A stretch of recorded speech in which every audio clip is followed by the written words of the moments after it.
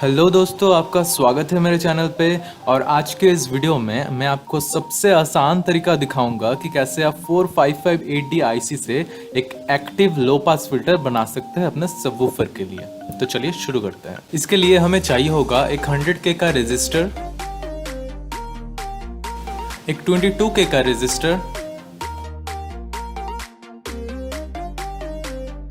एक 1 माइक्रोफैरेड का कैपेसिटर, दो 100 नैनोफैरेड का कैपेसिटर। और अगर आपके पास ये वाले कैपेसिटर नहीं है तो आप इनको भी यूज कर सकते हैं। और फ्रीक्वेंसी को कंट्रोल करने के लिए एक 100K का पोटेंशियोमीटर और वॉल्यूम को कंट्रोल करने के लिए एक 47K का पोटेंशियोमीटर। बस इतने ही कंपोनेंट्स की जरूरत है। तो चलिए शुरू करते हैं। आसानी के लिए यहाँ पर आईसी का एक सॉकेट यूज कर रहा हूँ।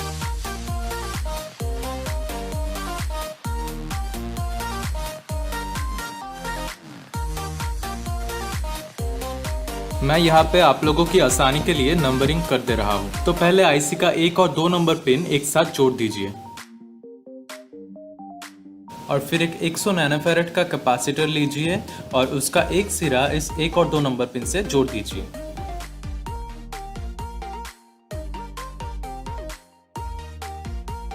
अब एक 22K का रेजिस्टर लीजिए और उसका एक सिरा आईसी के 3 नंबर पिन से जोड़िए और दूसरा सिरा कैपेसिटर के साथ जोड़ दीजिए।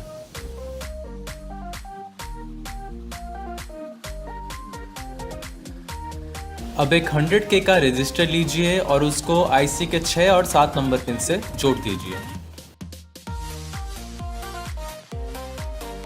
इस तरह से।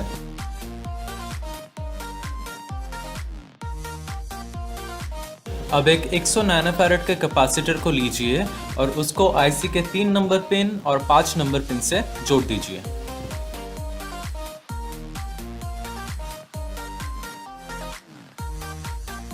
और ये 5 नंबर पिन ही हमारा ग्राउंड कनेक्शन बनेगा। अब एक माइक्रोफैरेड के कैपेसिटर को लीजिए और उसको आईसी के 6 नंबर पिन से जोड़ दीजिए।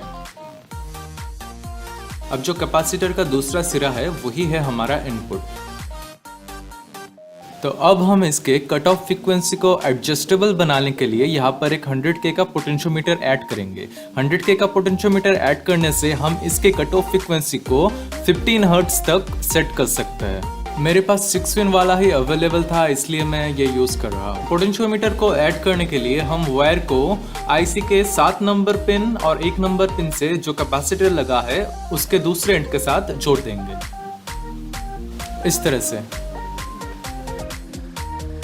अब इस वायर के साथ पोटेंशियोमीटर को जोड़ देंगे।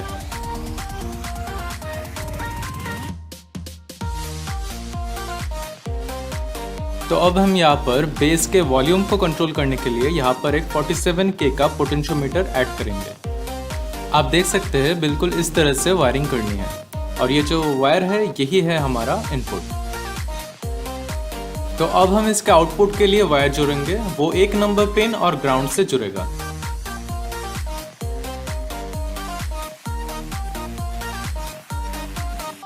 इस आउटपुट के लाइन को आप किसी भी एम्पलीफायर के इनपुट में दे सकते हैं। तो अब हम इसमें पावर सप्लाई का तार जोड़ेंगे। ये ड्यूल सप्लाई पे काम करता है और मैक्सिमम आप इसमें 15015 का सप्लाई दे सकते हैं। तो इसका 8 नंबर पिन है प्लस, 4 नंबर है माइनस और 5 नंबर है ग्राउंड। और ये डीसी सप्लाई पे काम करता है, इसलिए मैंने यहाँ पर एक ब्रिज रेक्टिफायर बनाया है और ये बहुत कम एम्पियर लेता है। तो हमारा वायरिंग कंप्लीट हो चुका है। तो चलिए इसको किसी एम्पलीफायर के साथ जोड़ के आपको इसका साउंड दिखाता है। तो मैंने इस एम्पलीफायर बोर्ड के एक चैनल से इस सर्किट को जोड़ दिया है और दूसरे चैनल से मैं एक हाई पास फिल्टर को जोड़ूंगा जिससे कि उस वाले स्पीकर में कोई बेस ना आए। इस हाई पास फिल्टर का कट ऑफ फ्रीक्वेंसी है 350 हर्ट्ज। मैंने यहाँ पर एक 4.7 माइक्रोफैरेड का कैपेसिटर यूज किया है और 100 ओम्स का एक रेजिस्टर यूज किया है। तो चलिए इसका कनेक्शन कर लेते हैं। एम्पलीफायर बोर्ड का प्लस इनपुट लगेगा रेजिस्टर और कैपेसिटर के बीच में और नेगेटिव पॉइंट लगेगा रेजिस्टर के दूसरे एंड से और कैपेसिटर के इस दूसरे एंड से लगेगा इनपुट। चलिए ऑडियो इनपुट लाइन को भी लगा लेते हैं। तो एक जो चैनल रहेगा वो चैनल लगेगा हमारे सर्किट से और उसका जो दूसरा चैनल रहेगा वो लगेगा हमारे कैपेसिटर के दूसरे एंड से।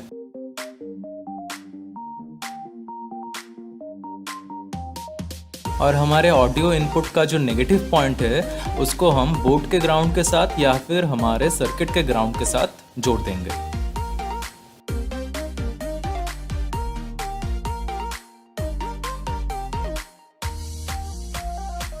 तो इसी के साथ हमारा कनेक्शन खत्म होता है। तो चलिए अब इसको चला के देखते हैं कि कैसा आता है साउंड।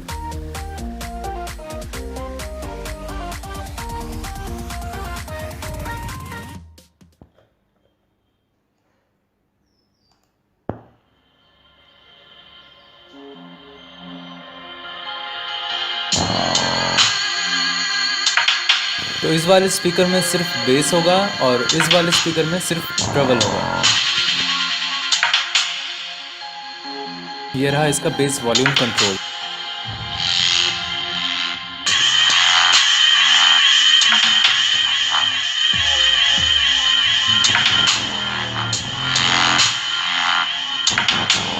जब आप इस स्पीकर को किसी बॉक्स में लगाएंगे तो उसका साउंड होम थिएटर से भी ज़्यादा अच्छा होगा।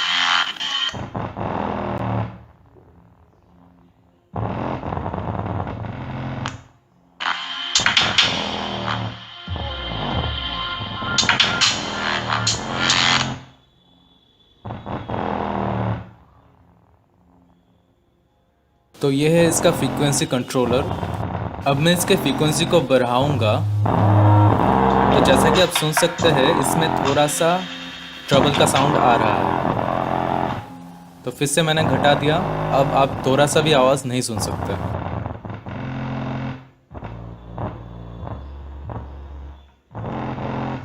So thank you guys video को पूरा देखने के लिए। और अगर आपको मेरा वीडियो अच्छा लगता है तो वीडियो को लाइक करें, चैनल को सब्सक्राइब करें और अगर आपका कोई सवाल या सुझाव हो तो आप मुझे नीचे कमेंट कर सकते हैं। Thank you.